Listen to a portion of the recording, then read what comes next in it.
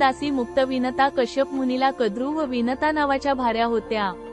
एक दिवस सूर्याच्या रथाचा अश्व पाहून कद्रू विनतेला म्हणाली, हा अश्व कोणत्या रंगाचा आहे ते सांग। विनता म्हणाली, हा अश्वेतवर्णी आहे। तुझे काय मत आहे? आपण यावर पण लावू। कद्रू म्हणाली, हे सुहास्यवदने, हा अश्व कृष्ण वर्णाचा आहे। ज्याचे म्हणणे खोटे होईल त्याने दासी व्हावे, असा पण लावू।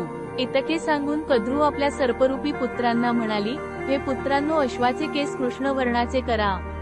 तिच्या म्हणण्याला ज्यांनी नकार दिला त्यांना मातेने शाप दिला, तुम्ही या जनमेजयाच्या सर्पयज्ञात अग्नीत पडाल।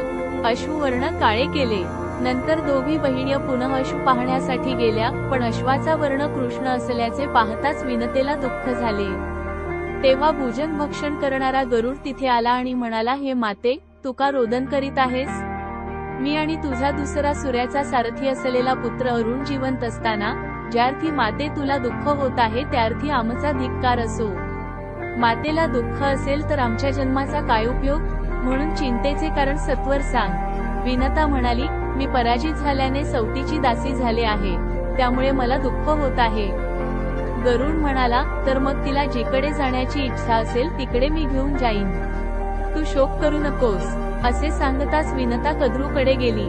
गरुडाने कद्रूच्या इच्छाप्रमाणे तिच्या सर्व पुत्रांसह समुद्रापलीकडे नेले व तो कद्रूला म्हणाला, हे माते, तुला नमस्कार असो।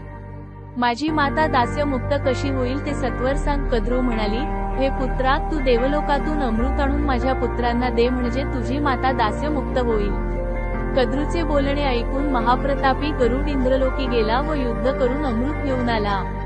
इकडे सर्व सर्प स्नानला गेले असता इंद्राने ते हरण केले। अमृत कुंभातील दर्भावर सांडलेले काही थेंब सर्पाने चाटले, त्यामुळे त्यांच्या जिव्हा फाटून ते द्विजीव झाले। जय सच्चिदानंद।